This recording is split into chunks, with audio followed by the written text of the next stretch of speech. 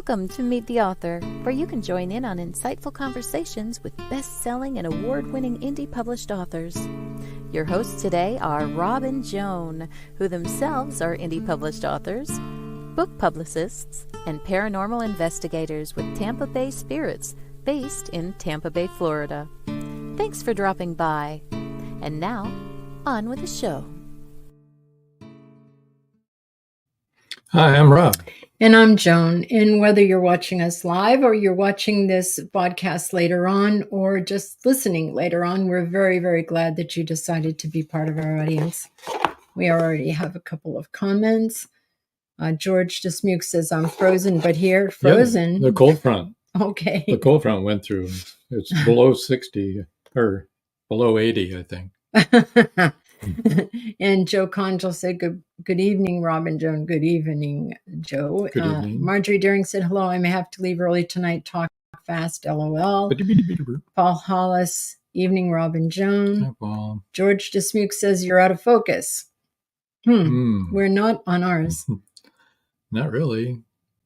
Okay.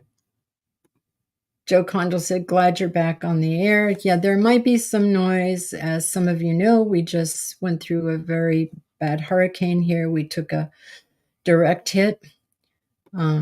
Dave Murray said, hello, Dave. Rob and Joan. Looking forward to chatting next week, as we are also with you. Our daughter, Jess, I don't want to say this too loud because my grandchildren are here and they don't know, but they lost their house. And they'll be coming in soon with some of the things that they were able to get from the house. Right. So it's been a rough week. For those of you who are watching, I didn't get a horrible sunburn. This is a skin cancer treatment that I have to get periodically. So I'm fine. It's just itchy. Or he's embarrassed. Or I'm embarrassed. Or I'm very angry. One of the two. One of or the three. Or four. However many choices we've given you here. Yeah, for sure. Dave Murray said, I'm so sorry. Yeah, we are too. Our son lost his house 2 years ago, and I'm getting tired of this hurricane and stuff. No kidding. We've been through 10, but this was the worst. We took a direct hit of a Category 3. You know what? It's not great to be in a house when a Category 3 is going around it, like a freight train. No, gets old after the first hour. Mm-hmm. Okay. Well, on a brighter note, want to remind everybody WDJY-FM radio in Atlanta, 99.1 broadcasting. Hi, Atlanta. Tomorrow. Oh, they can't see me. Tomorrow is the October 17th, and it'll be Steve Altier who's going to be the guest on that one. This Saturday on episode Rewind is the 19th of October. It'll be Michael Sanchez in his episode. And next on live will be author Dave Murray, who's in our audience tonight. Thank you for joining us, Dave. That's October 23rd. And the 24th, we should be having a paranormal podcast, right? That's right. Yeah. Finally, the Haunted Campfire second Tales, part to going to finish out our Gettysburg experience. And also we have that picture that I promised you from a store here in town, which is like crazy. That's right. Wanted to give you some good news too at the same time. Our audio downloads, get this, we went over 100,000 since we've started, 101,572 as of this morning. And it's gone down to 53% are USA, and the rest are all international. Starting at number 2 is Nigeria. Number 3 is Israel. Number 4 is Bangladesh. Number 5 is Japan. 6 is Canada. 7 is Saudi Arabia. 8 is the Netherlands, which our guest is living in The Hague. Is going to be talking to you from The Hague tonight. Yes. Number 9 is Thailand, and number 10 is Ireland. So thank you, everybody, overseas, internationally. Thank you for joining us. We welcome you. We welcome you to send comments to us on email. And comment here, please. We love all your comments here. Marjorie Deering said, Don't be embarrassed, Rob. You do what you have to do. Okay, I won't be. And Marjorie Deering also says that number is incredible. Congratulations. It is. It is. Crazy. I remember when we had 13 downloads and we thought, all right, hey, man, this is great. And 3 weeks later, we had 14. Okay. And in the book news, real quick. Any idea what the number one downloaded show is? Actually, I do. You want to tell what it is? Yeah. And it's been holding pretty steady every month. Yeah. It's been Terry Brown. Yep. Terry Brown's Daughters of the Gap. I can't remember the name of the book now. Yeah. Brown Mountain Gap. No, I can't remember the name of the. I'm sorry, Terry. I messed that up. But it is Terry Brown's episode. She episode. also wrote Sunflowers in the Snow. Yeah. Mm-hmm. In the book news, Magnolia Bluff Crime Chronicles book 29 is out now by James Callan. It was just released on the 15th. It's called When a Sure Thing Fails. It's for a limited time. It's 99 cents. So if you want to grab a copy of it, now's the time to do it. Also, Jo Allen Ash, who is AKA Robin Madrich, she had a new release this week also. In Darkness We Break, it's called, and it's Shadow Journey series book 4. So looking forward to that. Grab yourself a copy of that as well. Now, what else do we want to talk about? I think we should probably bring Juan on so that he can actually talk. Would you introduce him, since I messed up his name already? Go ahead, bring him on. Hi, Juan. Hi, Juan. This is Hello. Yes. So you're all the way over there. It's 1 o'clock in the morning. You're still going strong. I am, and I'm very happy to be here. Very grateful that you're having me despite the hardship going on, and also very thrilled to meet all your audience. So thank you for having me. They're preparing questions even as we think, or as we speak. As we think. I'm going to quit talking now. I'll move back here in the background. You're going to like Juan because he's really funny. He is. I mean, I just read his bio and I said, okay, I've got to write his book. He says this. Let me read this. Okay.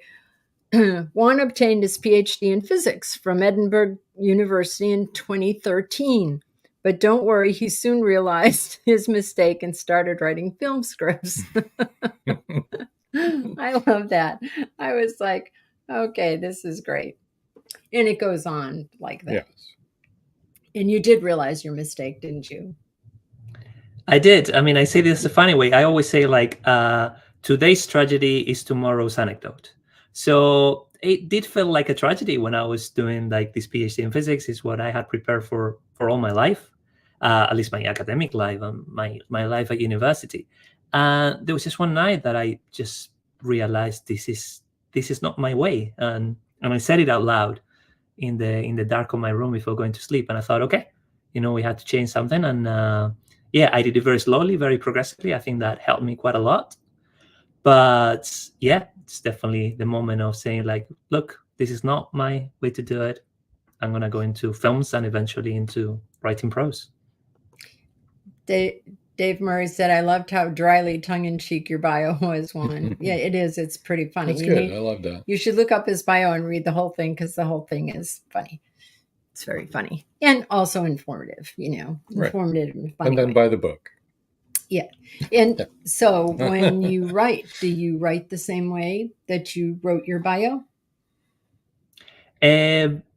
Well, there is something that I do in the same way, which is I know that a lot of writers out there hate doing promotional material. And, they can write, they always say this as a joke. I can write 100,000 word novel, but don't ask me to write a 500 word bio. And it's true, because I think it's the feeling that once you've done your big piece and you've edited many times, or you've gone through rounds of feedback, like the last thing that you want to do is to write. But I do try to reset myself to say, okay, ground zero, we start again, and I'm going to take this bio as a creative assignment, right? As something that I write that should be as good as my books. So in that way, I write the same. I start throwing ideas, start gathering sound bites that, they sound well, or they can be funny jokes. And then I structure very carefully in paragraphs, and I let it flow in an authentic way. So in that sense, I do write it very similarly. Yes.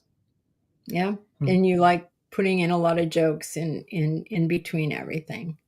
Yes. I think that, for me, the key and almost the advice that I give people for this is like, take it as a part of your writing. You're not done when you write the end.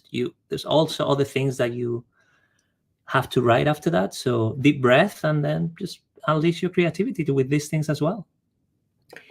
Joe Conchel says, self-marketing is the dirty little secret we all discover after we're published. Surprise. Indeed. Yes. And it's true, right? Yeah, there's so much, like, I don't know what percentage. Some people say it's 50%, 50%, writing versus the marketing later. But yeah, you do realize that it's a long process, first of all, to find a publisher. We can talk more about that later. Then once you find a publisher, getting the book out in its final form, and then doing a lot of promotional material yourself. And that's when anything that you can learn from others, or anything that you've seen in a promotional campaign, it's really good. It's really useful. Yes, let me bring up this book. Yeah, Broken Horizons. Would you like to tell us a little bit about that without doing any spoilers? Sure. I can tell you how it came to be. So I had this opportunity to move in the Netherlands, and I was in this wonderful startup company called Growth Tribe, and I was surrounded by very clever people. I think it's one of the best things that you can do in life. Be the dumbest person in the room, and be surrounded by really people who know a lot. It's like, that's a great situation. That's a dream. You can learn if you take that with a good attitude. It's the best. And they taught me so much about marketing, about growth hacking, and about artificial intelligence. I have my background in physics, and that also helped me a lot to understand these things. But they taught me about how to make predictions with AI. They taught me about, for example, how to see hidden patterns within data. We had a very interesting case about a database with 220,000 unsolved murders in the US. And that's the FBI or other institutions that had that kind of software to try to see patterns, to try to see if they can solve some murders, connecting them to other cases. So between 1965 and 2022, there's like in total 340,000 unsolved murders just in the US, right? So of course there's a tantalizing idea. There's like, okay, what if we throw AI to this? What are we gonna find out? What kind of murders are gonna come out? It's like, you have a murder mystery right there. You just need to find the angle. So this was how many of the stories came about. So Broken Horizons is a collection of short sci-fi stories. And the first one is about basically ChatGPT on steroids, right? What happens when ChatGPT becomes better than writers at writing novels, writing every type of content? How is the world going to react? How are writers going to react? And that was my first story. People reacted very well to it. I wrote it like 5 years before ChatGPT was a thing, but of course the technology was getting there. And then like that, I started putting together one story and another story. I got into a nice flow, and when I had 15, I thought, well, this is the moment to publish them all together. Yeah, I've noticed that AI has progressively gotten better with time. At first, it was like, seriously, nah, this is good. But now it's like amazing. I've seen some of the stuff AI can do, and I'm like amazed. I really am. They might put us out of business. I was going to ask you your thoughts on that. What do you think about AI writing books? Yeah, it's a tricky question. People always used to say like, AI predictions are normally, in 20 years it's going to happen, right? So it's the standard answer. It doesn't matter if it's 2000, 2020. No, in 20 years we'll get there. I think ChatGPT and other large language models really brought AI to the forefront. And there was something like, this is scary how good this is. I don't think they are still there. I don't think AI is able to write as well as human writers can. Especially every time I've interacted with this kind of large language models, they are very bad with ideas. They are very bad with the global form, but they are really good with the detail and the words and the grammar of it, the syntax. So they're definitely doing well. And honestly, if they keep improving the same way, and what's more important with AI is the training data set that they have. So in which plays or screenplays or books are they trained? If you start putting all the books in the world together and you start training them in there, in a few years, yeah, it might be quite possible that they're able to build a solid plot with solid character, good style, good jokes. That makes a novel, pretty much.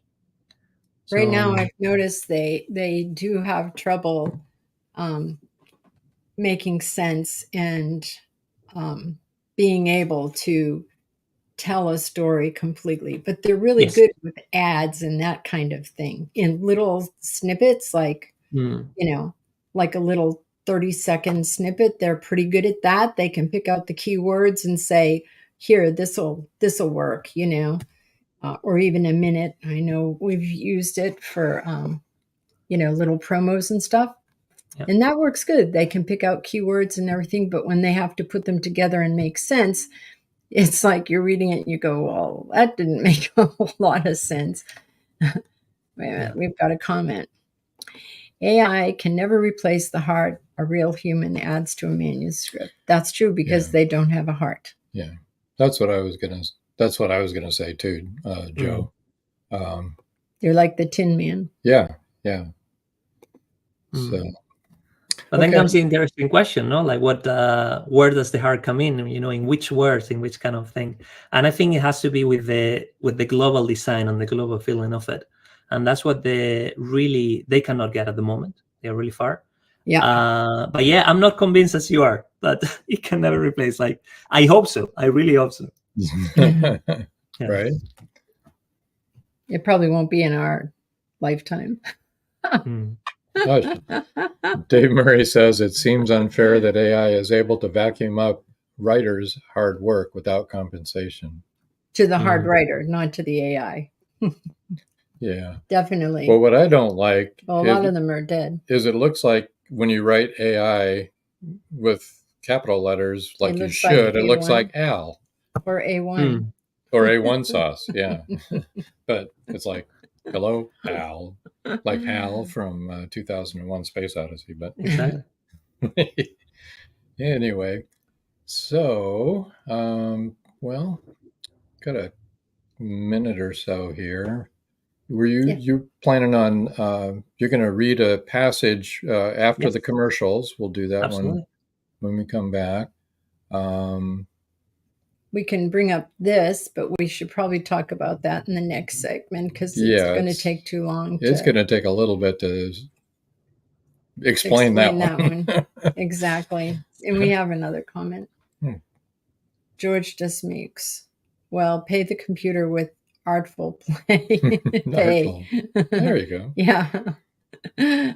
I think Joe was saying it doesn't seem, Dave Murray was saying it seems unfair that the writers that they are taking everything from are not getting compensated for it. Not that the AI is not getting compensated. Yeah. We don't care about and that's quite an issue, and it's been debated. There's a lot of policy around that. Stephen Fry was very annoyed that they were using his voice to train artificial intelligence to use and reproduce, create with his voice. So no, there's an argument to that, and it's been an issue that is being discussed, and there's a lot of policies around it. They did that without his permission? Well, I mean, there's a lot of material out there that there is a repository that is somewhere in the middle that is sort of public and includes a lot of public domain, private property. Yeah, but there's a lot of intersection there. There's a lot of debate about that at the moment. Yeah. Well, I can understand if I were that person that even though everything I said was out there, I still wouldn't want somebody else profiting from that. That's not fair. Right. Well, we better take our fair. first break, Yeah. and so that our sponsors will get their fair share. Yes. So don't go away, folks. We got a lot of interesting stuff to talk about yet. We do. Stand by. This novel, set against the backdrop of the English Civil War, explores love and survival amidst the chaos of war. It combines historical events with personal narratives, highlighting the impact of conflict on individuals and families. England, 1642. When bloody civil war breaks out between the king and parliament, families and communities are driven by different allegiances. Red Winter Journey is a sweeping tale of adventure and loss, sacrifice and love, with a unique and unforgettable story of a mother's love for her son at its heart. A historic journey of twists, turns, and a dash of spirited passion. I finished reading the book a couple of days ago. It was a great read. The plot was indeed compelling, and I loved the conclusion. What I particularly enjoy in Paul's novels is his vivid recounting of historical details as to the social and cultural sides at the time. His characters are very likable and relatable. It's 1919, and Eric Laska returns from the war in Europe. Two new enemies await him in the small, coal-mining town he calls home. One is a threat to his relationship with Rebecca, the love of his life. The other, a bloodthirsty beast, is stalking the mining town residents. The townspeople suspect Eric of one of the killings. An old man and Rebecca's 11-year-old sister have seen the beast, but only Eric believes their story. To protect the town and clear his name, he's forced to prove the werewolf exists. Available on Amazon. The Horror Within by Marjorie Swift Doring. Many secrets are hidden within the darkness of the jungle. Now comes part 4 in the Jaguar series by retired Hollywood scriptwriter George Dismukes. In this saga, Brandon, Andrea, and Naja, the Black Jaguar, go deep into the Mato Grosso jungle on a mission to rescue 2 kidnapped children. During their journey, they encounter many dangers, including Yanomami Indians, bent on revenge for the murder of one of their warriors. Return of the Jaguar is book 4 in the Jaguar series, starting with 2 faces of the Jaguar, the Lost City, and the Jaguar's Quest. All 4 are available on Amazon, Barnes & Noble, and other bookseller websites worldwide. Return of the Jaguar is a must-read.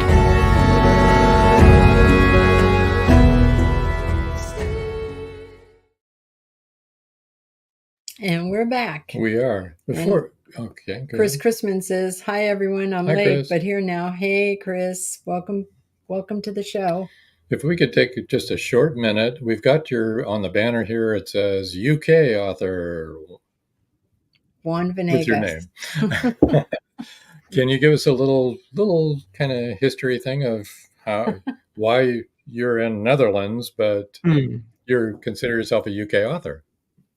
Yeah, we all make poor decisions in our life. No, I moved to the Netherlands for this job, but I did my PhD in Edinburgh, and I lived there for 7 years, and I always have a strong connection with the UK, so much so that my publisher is actually from the UK. They are called Cap Publishing, and they are like a very nice publishing house close to London.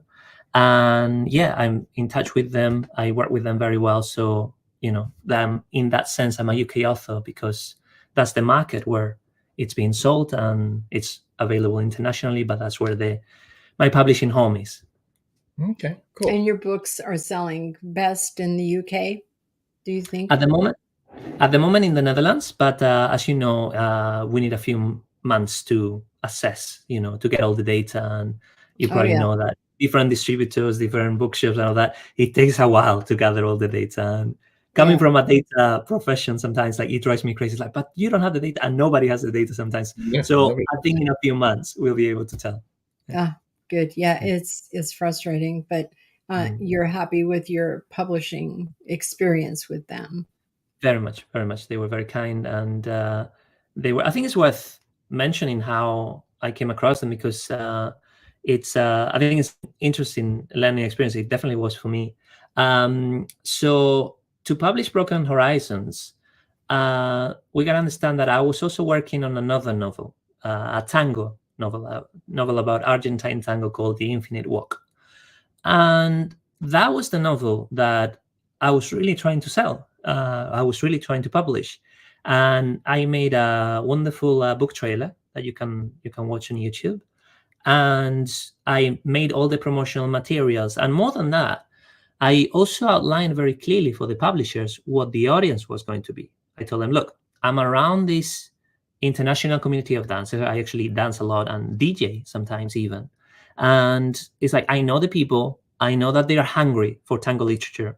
We're going to sell a few thousands of books easily, right? And for a small publisher, that can be a lot. It's like this person, we know that we have the audience narrowed down already. And I sent all this beautiful package about the tango novel to 40 publishers and 20 agents, right? Now, as I was doing this research, I found 5 publishers that it was like the tango novel, this is not a good fit, right? But they were publishing mostly horror and sci-fi. And I thought, you know what? I'm just going to put them down in the list because I have this anthology of short stories that it's like, I'm just going to send it. And I sent 5 emails for Broken Horizons. In the meantime of, as I was doing the one for the tango novel, this one took up, I must confess, it was wrongly addressed. I sent the wrong thing. I said it in the wrong form. But they still said like, hey, we love this stuff, send us more. And I say, oh, actually, I don't have enough words, but if you don't mind, I put a couple of words, a couple of stories together to make the quota. And they were very happy. And that's what I did. In 2 weeks, I was like, okay, let me put together all the stories. So it just went to show with me, like, you can prepare everything to the letter very beautifully with no mistakes, no typos in your email, your whole package, your whole study about the audience. And then you might send an email randomly badly addressed, and that's what gets published. You never know. Keep track. That's what we all know. But sometimes, people advise you, oh, you must do this. It has to be this way. It has to be this way. It has to. Probably it helps if you do everything well. But sometimes you just gotta try. There you go. Now, how much does CAB do for you? Do they do editing and promotions, or all of what exactly do they do? Yeah, so they did a very beautiful and thorough editing. They put me with an editor, and we worked together different manuscripts, and I'm very happy. And I think the book has benefited a lot from that editing. Then the cover art. I gave them some ideas, but my ideas were coming from AI, right? And of course, they had to be very mindful about using anything remotely related to AI, right? Because the copyrights are very much a discussion as well in that realm. So they created this from scratch for me, and we had a couple of iterations to put everything together, and the font as well. And then, of course, they did all the paperwork in the background, the ISBN, and the publishing in Amazon, and also got me copies that I could share with the people in the environment. So they did quite a lot, and they also did quite a lot of marketing. They put me in touch with you, as you very well know, and yeah, I'm very happy with them. Yes, we know CAB. Yeah, we work with Chrissy. Yes, of course, Chrissy was the head of, and she helped me a lot with that. Yeah, that's good. Did you want to read now? Would this be a good time for you? Yeah, let's read. So, as you know, Broken Horizons is a collection of 15 short stories. So I'm going to read the second one, the beginning of the second one. And it's called The Commuting Devil. And it goes like this. Angie squeezed against the mass of passengers. She entered the train floating above the floor, carried by others, holding on to an anonymous leaf. Her jacket smothered her. She couldn't take out her phone without elbowing 3 people.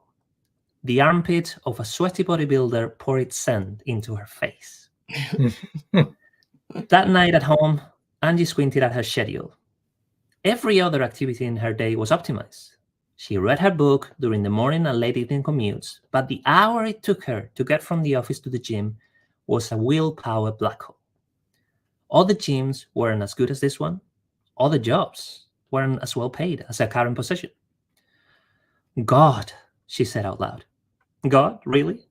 Said a woman who materialized on top of her dinner table. What the? Angie rushed to her phone and dialed 911. You call the cops, I'm out, the woman said, snapping her fingers and disappearing for a second. But you let the fabulous commuting devil stay, and she might, in her great generosity, solve your problem. Angie hung up. The woman had horns coming out of her head and a spade-ended tail. How? Angie asked. You said the commuting devil? Of all things, you're telling me there's a devil for commuting? Oh, within the details, honey. You could rob me right now, and you want to help me? You wanted to be a ballerina. I wanted to create universes, the commuting devil said. Well, I can't create matter out of the void, but I can make you skip your commute. You leave the office and bam, you're at the gym. Plus, at the end of your life, you get all that time back. Yes, for you. Best deal ever. Not like that toilet paper devil's deal. Never trust that guy. What do you mean, bam? What happens in the middle? Do I just evaporate? Like, oh no, I wish I could do that. That'd be cool. No, you still be on the tube, being as lame as you normally are. You just won't remember it. It's like an autopilot. You're asking me to give you full control of my commuting time, Angie said. You millennials are so exhausting. I miss the Middle Ages. 4 hours of plowing done? Yes, kind demon, yes. Much obliged, my lady. Angie didn't sleep on it because she couldn't sleep at all. She did the math. 1 hour a day, 229 working days a year, 30 years until retirement, a total of 286 days and 6 hours. A good chunk of time to keep traveling, learning, living. And that is the beginning of the story. Oh. Interesting.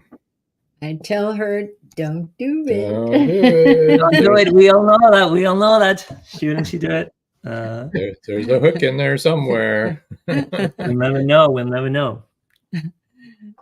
Marjorie Deering, love it. You know who else would love it? Angie, if she were watching. Yeah. Yep. Joe Conjal says, I'm hooked. Good story. Chris Chrisman says, intriguing. Yeah. Reminds me of I don't know if you've all read this, The Lady of the Tiger. You know, which door does he open? It's the same thing. It reminds me of the Twilight Zone. I'm really old. A lot of people probably don't remember that story, The Lady of the Tiger, but we all had to read it in school. It was a guy was given a choice to open the door, and one would lead to a beautiful woman and the other one would lead to a man-eating tiger, which he was a prisoner. Which one did he choose? And you don't know. They don't say. You have to figure it out.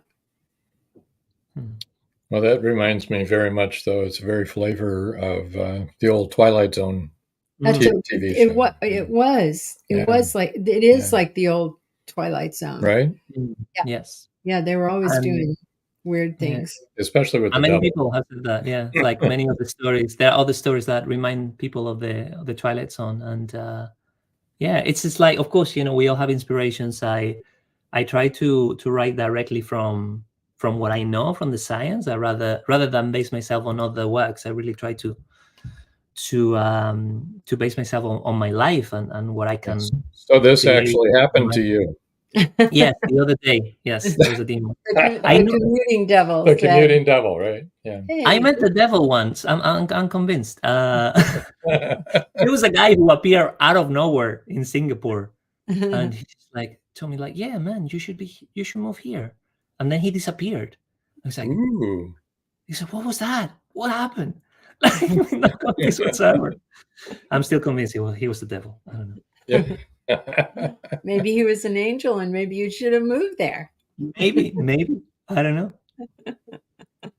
That's funny. That's funny. Why don't we talk a little bit about your other book, Secondhand Bodies. Secondhand Bodies. Yes.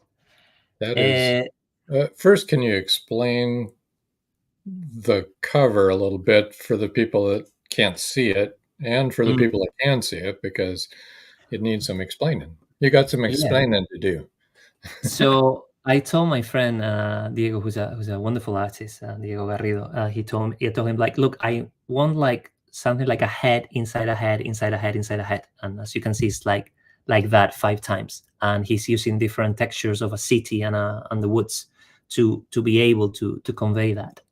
And the idea is that this is a body swap story. So you probably know films like Freaky Friday or vice versa. It's a boy-girl thing. There are many. And for those of you who don't know, it's very simple.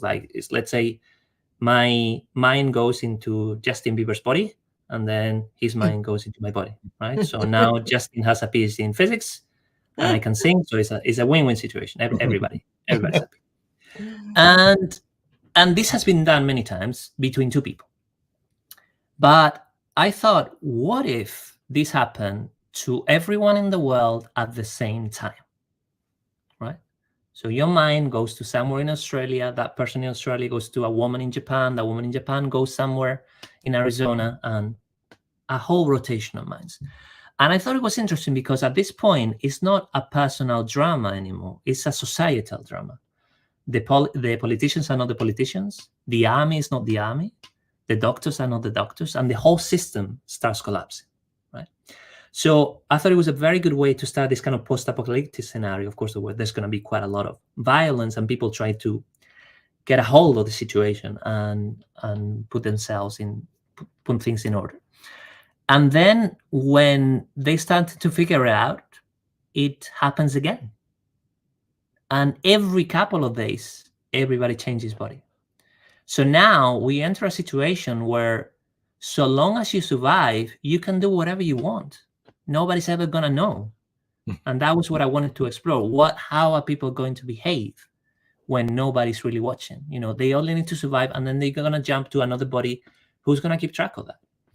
And this is the journey of a very controlling data scientist, no relation, that tries to restore order in the world. Tries to see, okay, why is this happening? How is this happening? And how can we solve it? So it's kind of that sci-fi thriller vibe of him trying to figure out in the middle of a very violent situations. Yeah. And yeah, really, seriously, you'd find out who really had integrity and who didn't, because, you know, some people would do whatever they wanted to do. Did you actually study that in Edinburgh? Study what? Body swapping. Body swapping. Oh, it was so interesting. Because there was something that it was in the back of my head for a while, right? And I was very interested in this type of films. And sometimes with meditation, you get this kind of out-of-body experiences.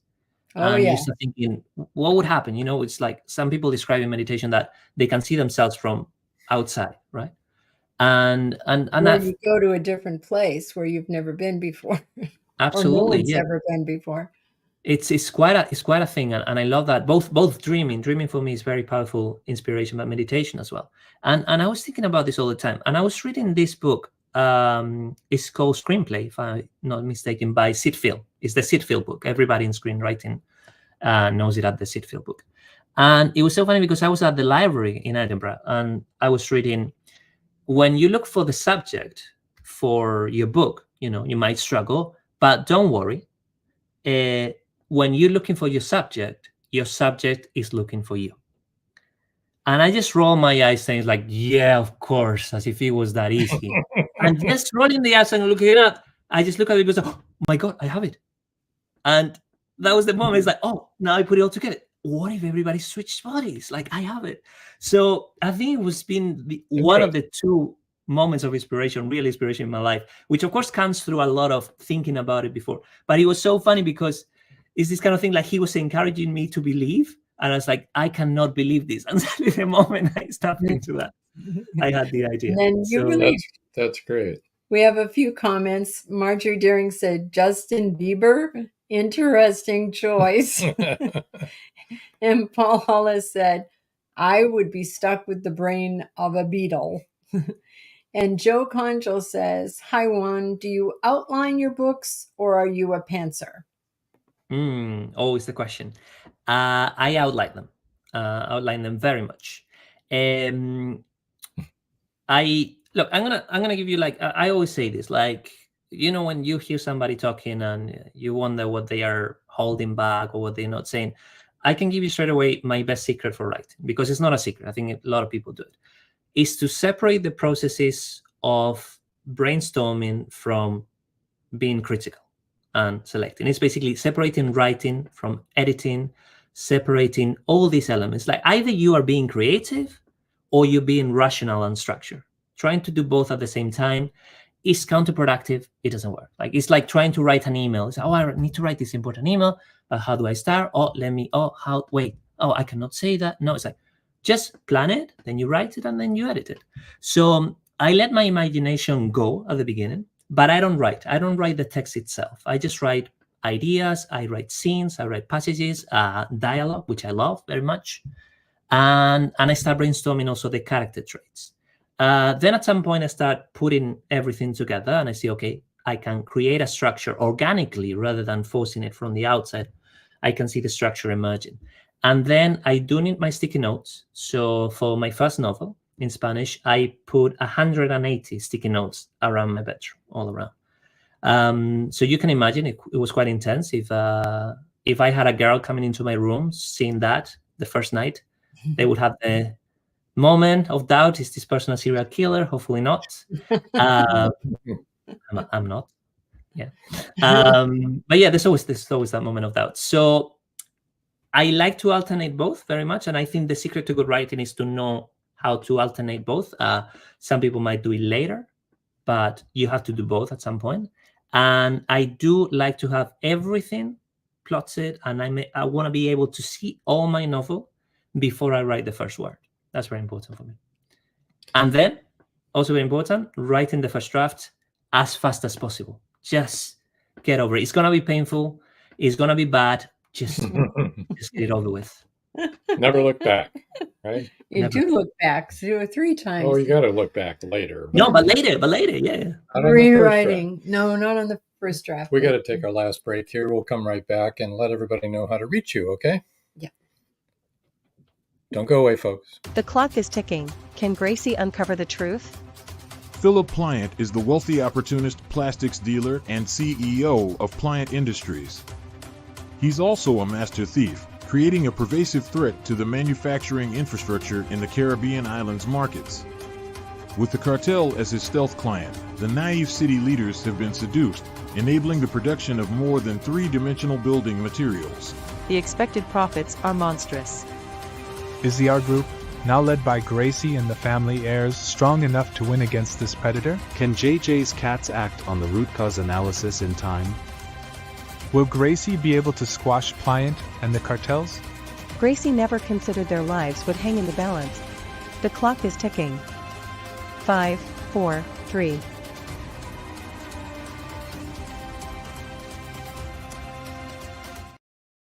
Have you wanted to publish your story? Have you thought about self-publishing?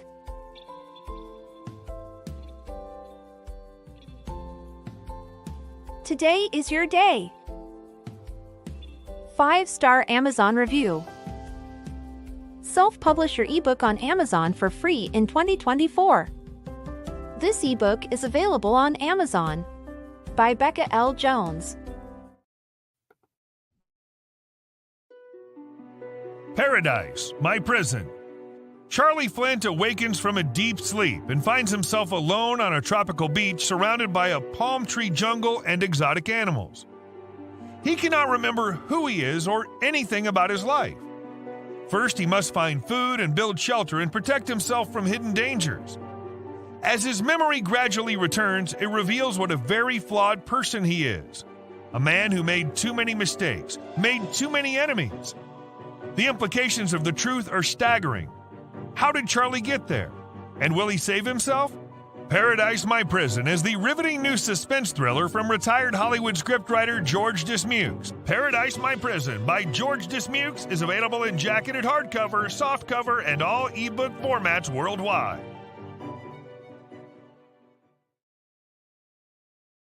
And we're back. Let's see. Here's Dave Murray. He says, "Hi, Juan. I am inspired by your technique, which I could never be disciplined enough to follow.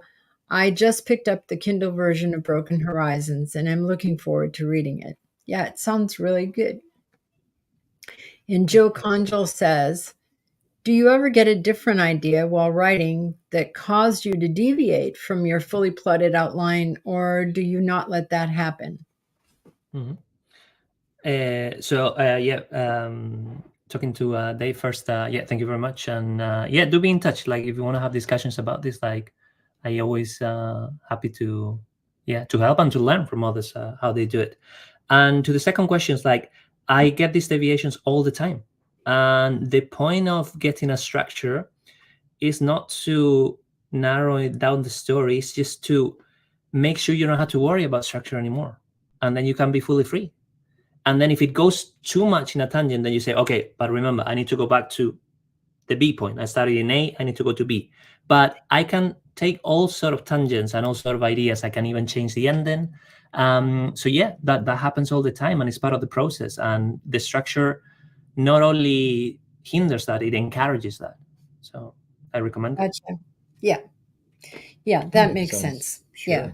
You don't want to be tied into anything so completely that your creativity can't, well, we're always saying too that, you may have an idea where you want to go, but your characters decide, we're not going there, we're going over here. And you're like, okay, let's tell people where they can get in touch with Juan Venegas. Yes. It's for the website, it's www.juanvenegas.com. Juan-Venegas. Sorry. You're supposed to be doing this in Spanish. If you want the Spanish version, use the translate option. Is that right? Yes. Okay. Yes. All right. And that's spelling it for the audio folks that are just listening. It's JUAN-VENEGAS.com. Yes. I'm exhausted. And Dave, as he said, you can get in touch with him here at his website, and he's happy to exchange ideas and talk with you and, and anyone. Is the trailer on there as well? Yes, there's a link there to the trailer, to the book trailer. Also, if you want to contact me, Instagram might be your best bet. Is Juan Venegas, my full name, and then W for writer. So that's the whole Instagram handle, Juan Venegas W. Is it on your website? Yes, it is there as well. Absolutely. Yeah, so any of your social media people will find on your website. Yeah, absolutely. Perfect. Whoops. Yes. You mentioned YouTube as well, right? Yeah. Yes, he has a YouTube. Joe Conjal said, "Thank you. I'm glad you clarified." Yeah. Because I think Joe was concerned that you would be very rigid, and that maybe that doing an outline could be very rigid. And I guess it could be for some people. Mm-hmm. However, I think that would hurt your creativity to be that rigid, because things change and your thinking changes, and and as the story unfolds. And I think that that idea of changing from mentality of being very critical and very structured, and then having a while that you're completely free, you need to dominate those things, and especially, for example, then once you want to go out for a publisher, then you have to be like really entrepreneurial, and then you have to just go for it, and being able to do things that are good enough and just ship them and keep going. So it's just different modes you have to enter, and I think they all allow for the creativity to emerge. Yeah, and the creativity is the reason we all write, isn't it? To be creative, to create something. It's fabulous. Really the fun part of writing and creating a whole world. Yeah, it's amazing. Of course, now we write for underground authors. We're part of the Magnolia Bluff Crime Chronicles, so that world is already there, and we have to create within that world. So that's a little different. Yeah, it is different. I mean, it's not the only thing we write, but that is one of the things that we write, and it's interesting because now the world has been established, and we have to move into that world and create within that world. So that's its own set of challenges. Right. So we have Broken Horizons. That's out now and available. Mm-hmm. And Secondhand Bodies. When is that? Is that available, or is that when will that Not be? yet. Not yet. If anybody is interested in reading the screenplay, it was originally a screenplay, but it's in the form of a novel. I have the draft, and it's coming up hopefully next year, maybe in a couple of years, with the Tango novel as well that you can watch the trailer of. Yeah. We'll be looking forward to that, to see what happens. You know, is there a complete and utter chaos, and does the world end? Is this the apocalypse? Because you can certainly see it going that way, you know. So, it'll be interesting to see how you handle that and what you think. What I like about you being having your PhD in physics is that you do understand so much about, you know, physics and how they work and how physics works. And I heard somebody say, and I forget, I read somebody that said, because people were postulating on things that could or could not happen, you know, and other people were saying, well, that could never happen. Physics teaches us that that cannot happen. And a physicist, and I forget who it was, said, no, that is not true, because the physics that we know now, we did not always understand those physics. And there we'll be always learning more and learning different things about physics. And I thought that was really such an interesting thing to say. Theories, you know. Yeah. Yep. And I think it goes to the principle of writing in general, that it's not about being realistic, it's about being believable. So scientists are not going to mind if you come up with a sci-fi concept that is impossible. I think the body swap would be impossible. But they want you to have certain logic to it, certain rules, and want to make sure that, okay, I'm going to make this believe, I'm going to have this leap of faith that everybody's switching bodies, but then, you know, build from here. Don't start throwing more random stuff, right? So, you know, so long as you keep it consistent, or even with fantasy, so long as the rules of the magic are consistent, readers are very grateful, and scientists are no different, you know. They just want something that makes sense. You'd never have fantasy if you had to just stay within certain rules, you know. Fantasy is that, fantasy. That's what it is. It's where impossible things live and happen. And it's a lot of fun. And then you have horror, which often is horror fantasy. And you can just really write about anything. I agree. Especially 100%. dragons. Okay. Yes. Okay, what? Well, it's going on 2:00 in the morning, and this man is really tired. Really tired. I'm sure I would be, but I'm 100 years old. So, but at any rate, I want to thank you very much for joining us. And again, here's where people can reach you at www.juan-venegas.com. Pretty good. Close. Getting better. I speak Spanish now. Oh, yes. No, I don't. don't. Speak Spanish now. Just kidding. Okay. And anything else that you wanted to share with us before we sign off here? No, it's been a pleasure to do this. Thanks, everyone, for all the questions. And thank you, Jan and Rob, for this opportunity. I've really enjoyed meeting you and doing this podcast. So it was great. Thank you. Okay, a couple of comments. Marjorie Deering said, sorry, I have to leave now. Super episode. Great guest. Thanks, Rob, Joan, and Juan. Thank you, as usual. Thank you, Marjorie. Paul Hollis says, great episode. Thank you, Juan, Joan, and Rob. And Chris Crispin said, thank you, Juan, for staying up late. Yes. I'm all pumped up. Don't worry. I have the energy now. Tomorrow we'll see. What you don't know is he had a concussion this week, too. So Yes. I mean, bravo. What a guy. Sheesh. Amazing. And he right? still was on the show. I can't believe it. Good.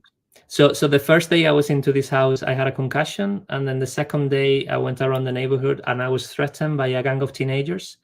So as a friend of mine said, like, this is a great progression. You know, you went from the violence, the heat, to the just threat of violence. So this is it must be getting better then. Each day it's going to get better, not worse. Yes, it's going down. And there you go. Joe Conjal says, another wonderful episode tonight. Thank you, Juan, Rob, and Joan. Okay. Thank you, Joe. We're going to move you over to the side, sort of like this. Hang in there until we come back to you after all the commercials and all that stuff. And we'll chat a little bit longer before we say goodnight. Want to remind everybody to tune in next week for author Dave Murray on live on the 23rd, same time, same place. And is there anything else that you wanted to talk about or anything? No, not really. Pray for all of those that have lost everything in this storm, and for those who, or think good thoughts, whatever your belief system is. Right. And also all of those who are still without electricity. I know that when our electricity came on, it was at 7:00 at night, and we live in a retirement community, and we're all old people, and all of a sudden everybody's running out on the street and yelling and dancing in the street and woohooing.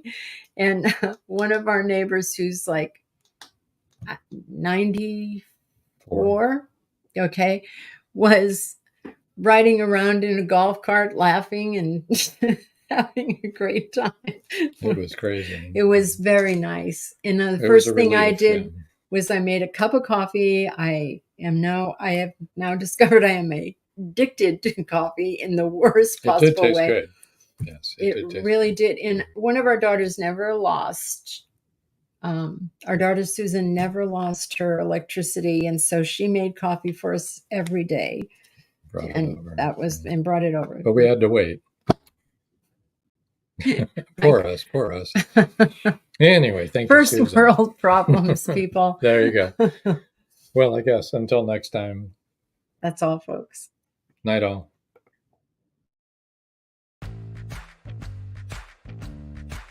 Live every Wednesday, your Voice of Indie hosts Beam Weeks and Stephen Gees welcome authors, musicians, publishing industry pros, artists, and assorted creative guests for an exciting interactive hour.